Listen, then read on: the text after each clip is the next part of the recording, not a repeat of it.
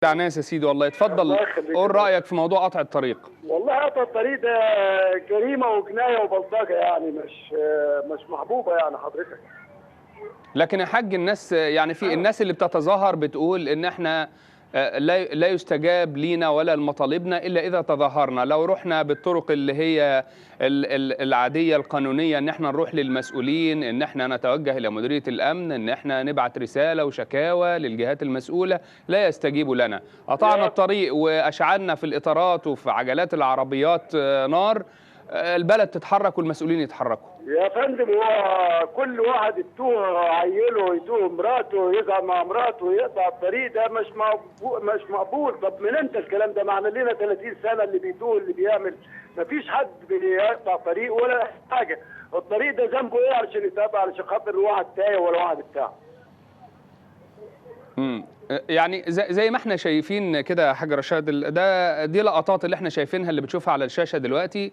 قطع طريق مصر اسكندريه الزراعي بالامس عطل الطريق 7 ساعات. ايوه.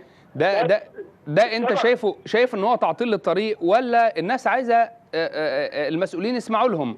يعني حتى كان ممكن المسؤولين يحلوا المشكله دي بعد ساعه بعد 2، ليه الناس اقتنعت بعد 7 ساعات؟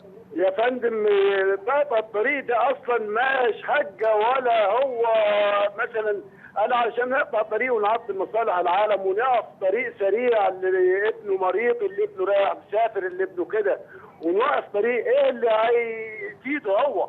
وبعدين دي الامن فين عشان خاطر واحد بلطجي يقطع الطريق؟ لا هم مواطنين عاديين، ليه توصفهم بالبلطجه؟ يا بلطجه، فلما قطع الطريق على واحد مسافر يبقى بلطجه. هو انا تقطع الطريق، احنا بنعاني من الحاله الاقتصاديه، انت واقف الطريق كده لمؤاخذه وقاطع ناس عمال رايحه شغله. طب يا حاج رشاد، يمكن واحد بيتفرج علينا دلوقتي يقول يا حاج رشاد عشان اللي ايده في الميه مش زي اللي ايده في النار. يعني واحد اتخطف زوجته ولا اتخطف ابنه ولا قدر الله ولا اي حاجه من هذا القبيل، ولا مستقبله متهدد بالخطر ومحدش سامعه وعمال ينادي محدش سامعه، طب يعمل ايه؟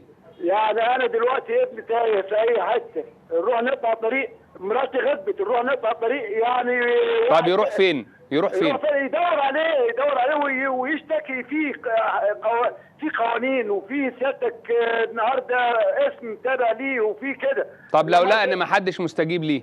لا يستجيب. والله انا متابع الجزيره دي اللي النهارده اكتر من 5 سنين، الجزيره الام والجزيره دي هي ان ما في ابدا الا ما واحد يروح يشتكي ويستجيبوا ليه وهيجيبوا لغايه ده في 24 ساعه. شكرا يا حاج رشاد من طهطا.